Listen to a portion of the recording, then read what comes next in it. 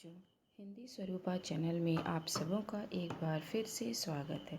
बच्चों, आज हम लोग इस वीडियो के माध्यम से पाठ नाक की महिमा पढ़ेंगे। नाक की महिमा पाठ के मुख्य सार पर नज़र डालने के बाद हम लोग इसका प्रश्नोत्तर अभ्यास पूरी करेंगे। बच्चों, नाक की महिमा ये पाठ हास्य व्यंग्य शैली में रचित एक पाठ है। इसमें लेखक ने नाक से जुड़े अनेक मुहावरों का प्रयोग किया है। इस पाठ में नाक की अच्छाइयों और बुराइयों का लेखा जोखा मनोरंजक ढंग से प्रस्तुत किया गया है। यानी कि इस पाठ में नाक की अच्छाइयों के बारे में बताया गया है, साथ ही नाक की बुराइयों के बारे में भी बताया गया है। इसमें नाक के महत्व को समझाया गया है। नाक किस प्रकार मनुष्य की इज्जत से जुड़ा होता है, इस बात पर भी चर्चा है। जैसे नाक की चिंता में आदमी का जीना मुश्किल हो गया है। लोग नाक को बचाए रखने के लिए न जाने क्या क्या करते हैं। जैसे किसी के घर में यदि शादी विवाह हो तो मनुष्य अपनी औकात से अधिक खर्च कर लेते हैं, चाहे उसके लिए उन्हें कर्ज में ही क्यों न डूबना पड़े। महंगी किस्तें चुकाकर वे महंगी महंगी सामान खरीदते हैं। नाक के कारण आदमी को नाको चने चबाने पड़ते हैं। छोटी छोटी बातों में लोग कहते हैं मेरी तो नाक कट गई, यानी कि ये नाक गजब की कटती है, इतनी जल्दी कट जाती है, वो भी बिना किसी हथियार के ही कट जाती है।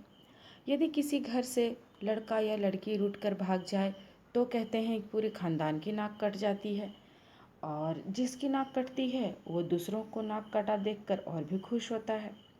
तो इस तरह की इस पाठ में नाक की अच्छाइयों और बुराइयों पर चर्चा की गई है। यदि नाक न होती तो फिर खुशबू और बदबू में भी अंतर नहीं रहता। चंदन, कपूर, इत्र इत्यादि सब बेकार हो जाते, क्योंकि इसकी खुशबू ही नहीं मिल पाती मनुष्य को। हींग, देसी घी की पहचान हम कैसे करते। यदि नाक न होती तो सोचिए बच्चों, चश्मा कैसे पहना जाता, चश्मा कैसे ठहरता। तो इस प्रकार नाक की अच्छाइयाँ और बुराइयाँ इस पाठ में चर्चित है। तो चलिए हम लोग इस पाठ का प्रश्नोत्तर पूरी करते हैं। इस पाठ से हमारा मौखिक सोचो और बताओ से पहला प्रश्न है, नाक की चिंता में आदमी का जीना कैसा हो गया है। तो बच्चों, नाक की चिंता में आदमी का जीना पाठ की पहली पंक्ति में ही है। उत्तर जैसा हमने देखा था, उत्तर होगा नाक की चिंता में आदमी का जीना मुश्किल हो गया है। दूसरा प्रश्न है, नाक का संबंध किससे जुड़ा होता है। उत्तर होगा नाक का संबंध व्यक्ति की शानो शौकत से जुड़ा होता है। तीसरा प्रश्न है, जुकाम का असर किस पर अधिक होता है। उत्तर होगा जुकाम का असर नाक पर अधिक होता है। चौथा प्रश्न है, रामायण की कथा में नाक की क्या भूमिका थी। तो जैसा कि आप लोग जानते होंगे, रामायण की कथा में लक्ष्मण ने सुपर्णखा के नाक कान काट दिए थे और इसे रावण अपनी चुनौती मान बैठा था। तो इस प्रकार हम लोग लिख सकते हैं, रामायण की कथा में नाक के ही कारण सीता हरण और रावण मरण हुआ। इसके बाद है लिखित प्रश्न। लिखित का पहला प्रश्न है, समाज में अपनी नाक रखने के लिए लोग क्या क्या करते हैं। उत्तर होगा समाज में अपनी नाक रखने के लिए लोग महंगी किश्तें चुकाकर महंगी महंगी सामान खरीदते हैं। दूसरा प्रश्न है, किन परिस्थितियों में आदमी को अपने खानदान की नाक कट जाने का डर सताता है। उत्तर होगा यदि लड़का या लड़की रूठ कर घर से भाग जाए तो खानदान के नाक कट जाने का डर मनुष्य को सताता है। तीसरा प्रश्न है, नाक को शरीर का सबसे महत्वपूर्ण अंग क्यों माना जाता है।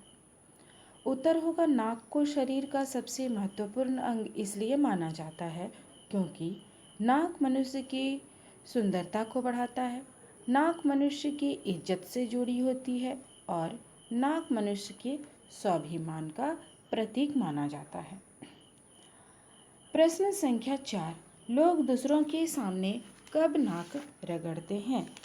तो उत्तर होगा जब किसी व्यक्ति के द्वारा कोई भूल हो जाती है तो भूल करने वाला व्यक्ति दूसरे के सामने नाक रगड़ता है। प्रश्न संख्या 5, नाक पर क्या क्या आभूषण पहने जाते हैं? उत्तर होगा नाक पर सोने हीरे के नथ, नथुनी, लौंग और बुलाक इत्यादि आभूषण पहने जाते हैं। प्रश्न संख्या 6, यदि नाक न होती तो क्या होता? उत्तर होगा यदि नाक न होती तो खुशबू और बदबू में कोई अंतर नहीं होता। और दूसरे नंबर देकर लिख सकते हैं लोग चश्मा नहीं पहन पाते। और तीसरे नंबर पर लिखेंगे लोग अपनी शान बचाए रखने के लिए अपव्यय नहीं करते। और चौथे पॉइंट में लिखेंगे नाक न होने पर मनुष्य बदसूरत लगता। प्रश्न संख्या 7, 7वां नंबर प्रश्न है नाक के क्या क्या फायदे हैं? हम लोग उत्तर लिखेंगे नाक के निम्नलिखित फायदे हैं या फिर नाक के बहुत सारे फायदे हैं। जैसे नंबर 1, सांस लेने और छोड़ने में काम आता है। नंबर 2, चश्मा पहनने में काम आता है। नंबर 3, खुशबू और बदबू में फ़र्क पता चलता है। नंबर 4, मनुष्य की सुंदरता को बढ़ाता है। नंबर 5, नाक के बाल छन्ने और झाड़ू का काम करते हैं। इसके बाद है बच्चों सही उत्तर पर हमें सही का चिन्ह लगाना है। यदि नाक न होती तो क्या होता? अच्छा होता या बुरा होता? तो जिस प्रकार नाक है तो कुछ अच्छाइयाँ भी हैं, कुछ बुराइयाँ भी हैं।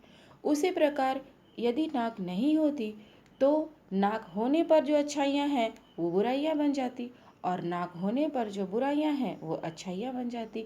यानी कि अच्छाइयाँ और बुराइयाँ दोनों ही होती। तो फिर उत्तर होगा ग नंबर। पता नहीं क्या होता। घर से लड़का या लड़की के भागने पर किस मुहावरे का प्रयोग सटीक रहेगा? तो नंबर क विकल्प सही होगा, नाक कटना। नंबर 3 है लोगों की नाक पर क्या रखा रहता है? तो जैसा कि आप लोग जानते हैं लोगों की नाक पर गुस्सा रखा रहता है। नंबर 4 में है नाक किसका काम करती है? हीटर का, कूलर का या सायरन का? उत्तर होगा हीटर का, क्योंकि बाहर की ठंडी हवा को नाक छानकर गर्म हवा में परिवर्तित करके शरीर के अंदर प्रवेश कराती है। तो विकल्प संख्या का हीटर का सही होगा। अब है रिक्त स्थानों की पूर्ति करो। नाक के कारण आदमी को नाको चने चबाने पड़ते हैं। नंबर 2, वास्तव में नाक और छींक दोनों सहेली है। नंबर 3, जिसकी नाक नहीं होती कोई उसकी सूरत भी देखना पसंद नहीं करता। नंबर 4, कवियों ने नाक की सुंदरता का बहुत तरह से वर्णन किया है। नंबर 5, नाक की गड़बड़ी से आदमी नकियाने लगता है।